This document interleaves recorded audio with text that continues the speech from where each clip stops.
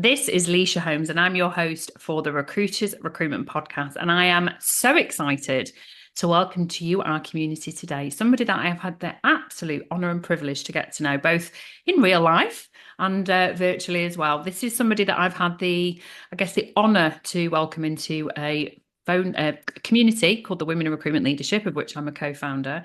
And as also, we've become sort of friends offline as well as fellow founders of recruitment businesses. So this is Shannon McKechnie, and she's the Managing Director of MBN Solutions and also the podcast host of A Class Act. Welcome to you today, Shannon. How are you?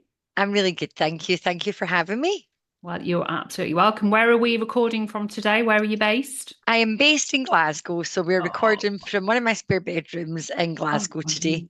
wonderful. But we've met in Manchester a few times. You've been down to our in-person events. We have, sadly, I missed the last one because I was sunning myself in Italy, but I'm really excited for the next one in July. I've already got my travel and accommodation booked, so yeah, I'm excited. Amazing. Yeah, you've had a very big birthday this year, haven't you? So I think I you've, did, yes, like yeah, we I all had do, my you've eked out every moment of celebration, as you should. absolutely, as you should. You only turn 40 once.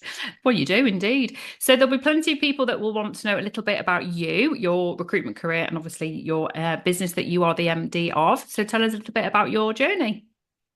Yeah, so I started out in recruitment. Goodness, I was doing the maths the other day, so it'll be 20 years come January. So I Wow. was, a fresh-faced, think 19, 20-year-old. And my first step into recruitment was actually with Reed. So I started out as a temp consultant, doing office services. And I did that for a few years and then sort of transitioned over to perm. And I think I was there for about 4 years and I had a brilliant experience at Reed. I really did. It was one of the big names and one of the big players at that time. I went through all of their training. I went through their management academy and I actually took on my first managerial role. I think I was 24. Wow. So I had a really, successful start to my recruitment career.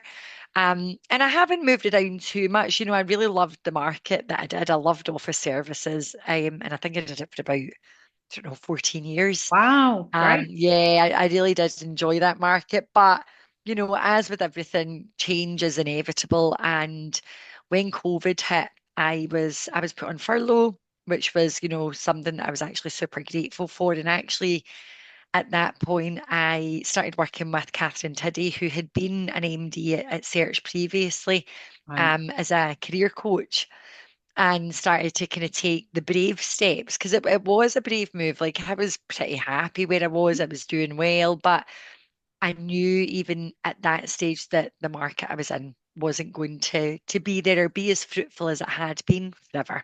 No. So decided to make that transition into the tech world. Did Amazing. a short stint as a sales director for a tech startup, which totally wasn't for me. Oh dear. Um, but yeah, that led me to where I am. I worked in another tech recruitment company for a couple of years called Net Talent. Had a great experience there, but again, sort of decided that I wanted to sort of niche down even further. And that's where I am now. I'm at MBN Solutions. I'm the managing director Amazing. of MBN. And what do MBN Solutions do? So we're a data and AI talent partner. We operate across retained, contingent, and contract. I suppose the one thing I think that separates us maybe from everybody else that gives that pitch is the community that's been built.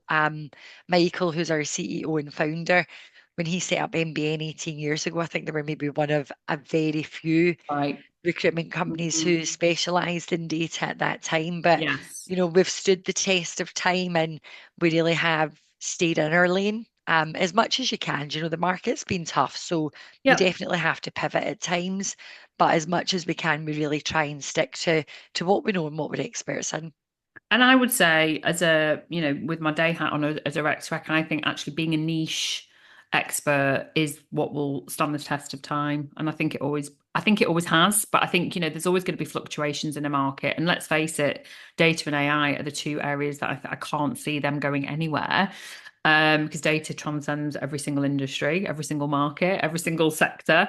And obviously, AI is going to impact the whole of the human species going forward. So, are you just because you're based in Glasgow, but are you centered on the UK market or are you doing anything internationally? So right now we're centred on the UK market, and Right. our business is predominantly in the UK. We have filled roles in Europe and in the US. Mhm. However, excitingly, we do have eyes on global expansion in the next coming years. Mm. And that's something that, I can go on to talk about. But right now, our business is predominantly the UK. We kind of started off initially most of our business is London, and we have done a lot more in Scotland over Right. recent years. Yeah. But some of the hires that we've made recently will be to focus specifically on AI markets in London. That's fantastic. And let's just talk about your podcast. How did that come about? A class act. I love that.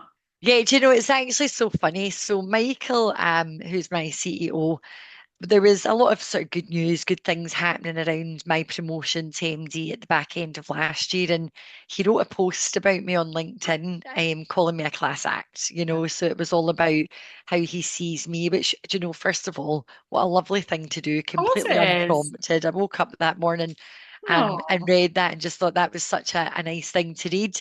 But then as we started that conversation, it started to become something bigger, and we were looking at our values as a business and what we stand for. And, as we're sort of trying to change the culture of maybe what was before to where we think we're going, that word and that phrase, if you like, just mhm. kept coming out. And it was something that we are really keen to be. We're really keen to work with companies that are Class Act, candidates that are Class Act.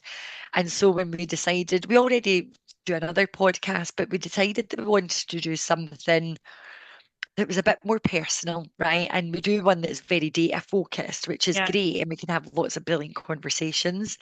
But actually, when you open up Mm. the conversation to conversations in data and leadership, then actually I think that the conversation can become a bit wider. You can be a little bit more authentic and really bring your Of course you can. personality to the podcast as well. So that's what we've done. So we're episode 3 has actually just been released today. Amazing. And I'm off this afternoon to record 2 in-person Oh, no. episodes later on this afternoon.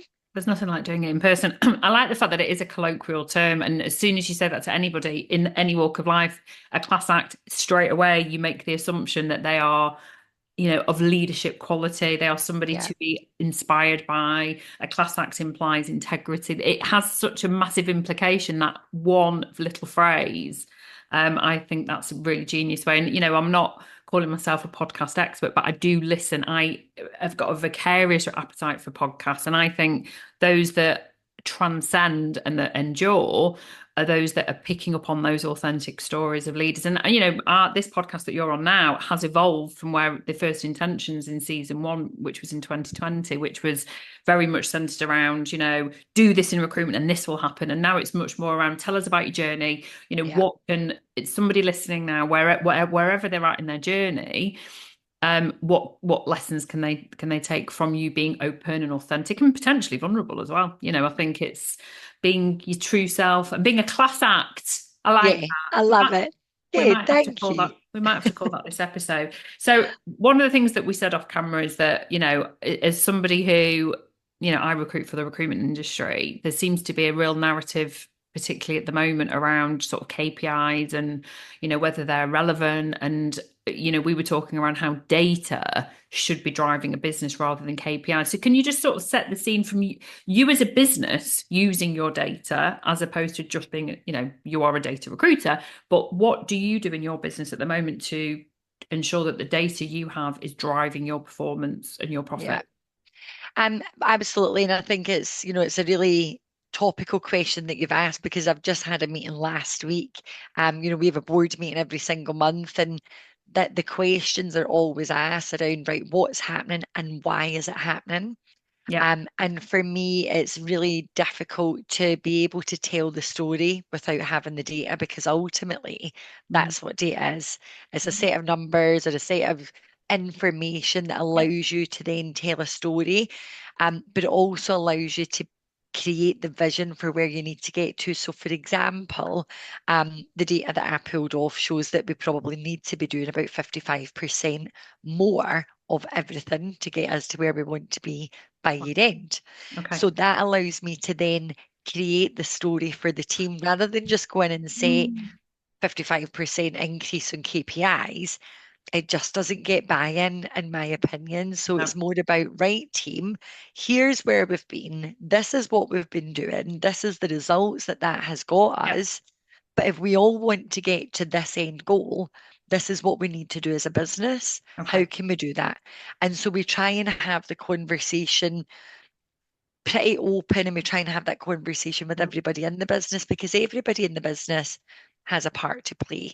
Yeah. And I just don't feel like I get the same level of response, commitment, buy-in if I just go to people and tell them to pick up the phone 55% more of the time. Do you know what I Yeah. mean? Yeah. I know. And as I'm listening now, I'm thinking, I'm putting myself in the position of if I was a recruiter working in your business, and, I know how I preferred to be managed when I was, working for somebody else. And, I think I excelled because I understood, and we're going back a long time when I was an employee, because I wanted to know the data. And I wanted to, it wasn't like, there's no point having KPIs. I also worked in a business, and I won't name which one who, because I only ever worked for two companies, but one of them was brilliant at data.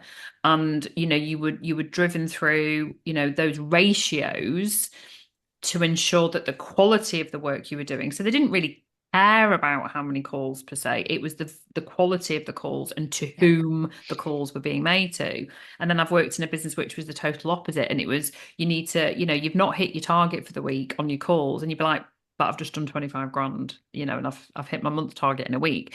So I think it's, for me, that's where there is this nuance of KPIs versus data. There is a massive difference. And I think it's just one of those hooks, isn't it, really? Of, oh, we're not, people trying, recruitment companies trying to attract future employees going, oh, we don't have KPIs. Straight away, I'm like, what do you mean you don't have KPIs? Well, What data are you measuring? exactly that. And I think it comes down to, it's the use of the word and how you package it up. At the Yeah. end of the day, it's the same thing. But if you are, like you've described, a KPI driven business where you're using KPIs for the sake of it and you don't understand the impact or why you're doing it, then I can totally understand people would want to be managed Mm, like that. yeah.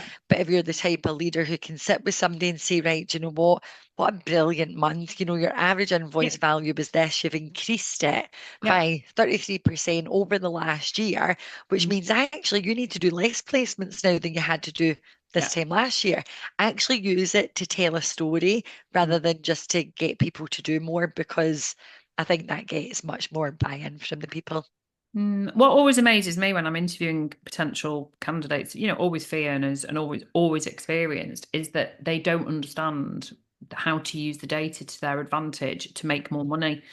What's your average fee? I'm not sure. What's your average placement value? I'm not sure. What's your average rate or margin? I'm not sure. Why have you not got that data? Because you have got it. If you're using Yeah, any kind of system, you've got data, because then you can. And then looking at your quality, I think going right back to, why you're in this industry and why you're doing this job, if you're listening now, understanding how data can work to your advantage. If you know that your average deal value is, let's say your average deal is 15,000, and to get that average placement, you need to send that candidate out to 3 interviews. Well, then that is your target for every candidate that you interview, and it's just working it that way rather than saying, oh, you need to get 15 interviews this week. It's yeah. just it's just a different way of looking at it. How does that, in terms of, I guess, you've mentioned there that you have these monthly board meetings. How do your teams actually respond to that, the use of data, rather than, I guess, whipping people with KPIs? What's Yeah, the and reality?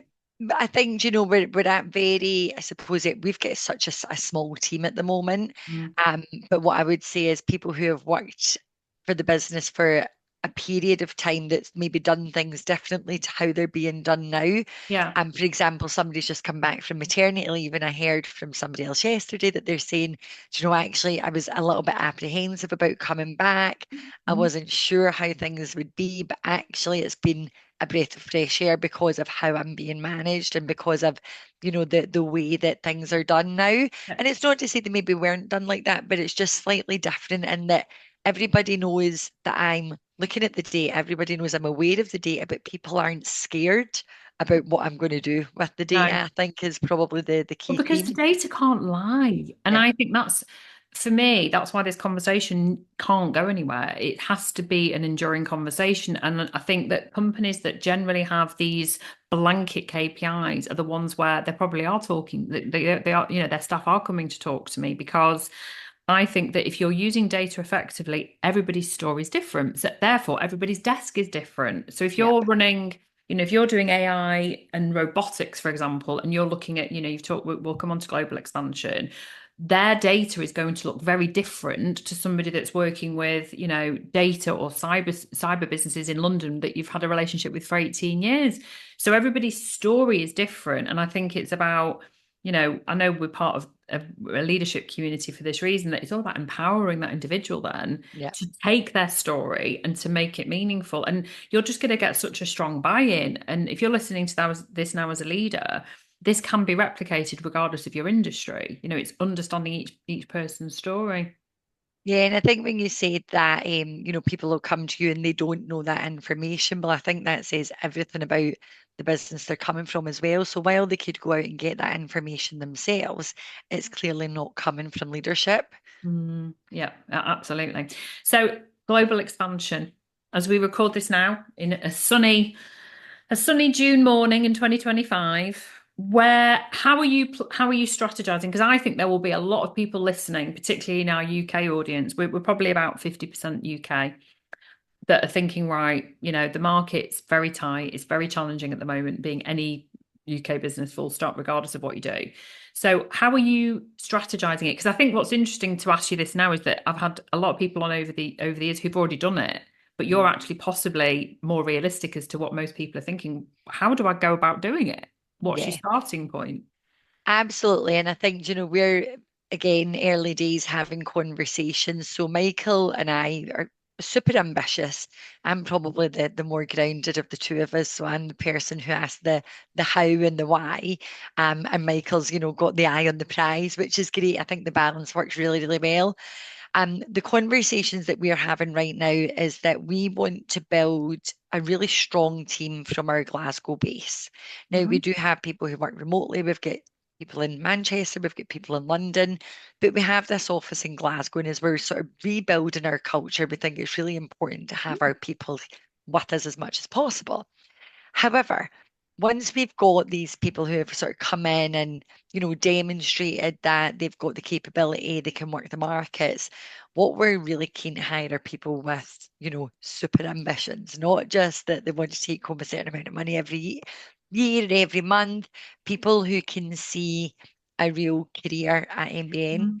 Mhm. We want to bring people in who can, and again, we're really open to having conversations with people around what does that look like, and that could be driven by where this person maybe wants to move to with their family, or Okay. where they're excited by, because we'll have the time to sort of go and explore these markets rather than selecting an area and putting a team out there. It'll be more about sort of land and expand, which I Right. think gives Okay. you. So let's Mhm. say, for example, looking at the AI space, and we've obviously done our research as to where is going to be the most growth in the US market.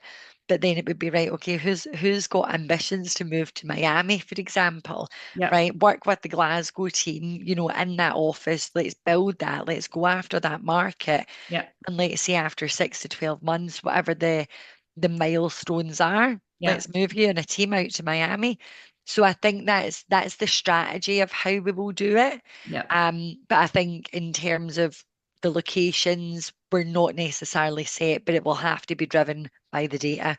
Where is the market? Where Yeah. is the opportunity? Yeah. And where is it easiest for us to sort of go in and pick off that low-hanging fruit initially, but also be able to build a real sustainable business in that locale. So there's three. So I guess for me, there's three things in summary that if I was listening to this now, thinking, right, I'm working in property or I'm rec to rec, finance. I've got three things that I need to think about. First and foremost, who have I got that wants to, take on this responsibility and this accountability? Because I think that's very often where people maybe get it wrong. They kind of go, let's go after that, and then they try and shove it. So I think it's the right way around. I think the second thing is using the data to ensure that there is that market, and it's that, doing it in tandem, I suppose, while they're not compromising their existing revenue. Yep. growing, utilizing their skills to actually go out and see and strategize based on the data. And then the third is ensuring you've got, the market presence and the future growth to actually, and then milestones, like you say. So it could be, at some point, if we hit this trigger point, then we do have a valid reason even if it's to have a holding office rather than actually having a permanent base over there, and then start to look at things like, actually living over there, for example. So I think have I summarized that correctly? Exactly It's that. 3 steps. I mean, when you make it sound like that, actually, I like the fact that you're saying you're the grounded one. You're almost not the risk averse one, but you're the one that's like, show me the data and then we'll work from it. That sounds like your CEO is more of the visionary, and like, well, that's why he's the CEO, right? And the founder. Absolutely. I like the balance of that. And I think that's really useful. I think that people listening now will go, do you know what? Actually, there's no reason why we couldn't continue to do, say, our market here, but look at, where there's a penetration through the relationships that we've previously got, or, Yeah, and I think doing, like, for example, the US market is very easy to sort of break your day up as well. So it just means you're sort of growing organically. But I just also feel that there's a little bit less pressure on that person who's, moving out there to be the first person to set it up, and what if it fails? And yeah, if you have that support from your team around you, and you're sort of building out a business in LA or Texas, whatever it may be, but you've got your people around you, and then you're moving once you've got your key clients and you know the business, and you can sort of look at your pipelines for the next six yeah. months and know where it's coming from. I think it gives a little bit more security to anybody that's actually making what is a life-changing move. Yeah, no, I love it. And actually, I reckon that somebody listening now will take these points. What I love about this interview with today, Shannon, is that all the way through the golden thread has been data. Because actually, even with those summary points, the most important thing is having that data to understand where, how, and who. And Yep. without it, you might as well stick a pin in the ground. So I think that's really, really exciting. Well, you are definitely a class act.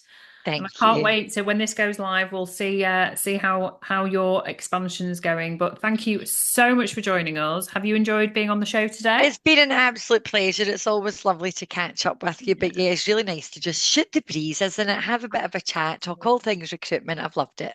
Oh, brilliant. Well, look, we'll make sure that the links to your podcast are on there, because obviously people that are listening to this are very possible like me. They love to just listen to lots of different variety of podcasts, and your contact details for LinkedIn as well. And make sure if you do contact Shannon, you just say that you've been listening to the Recruiters Recruitment podcast, so she knows how you found her.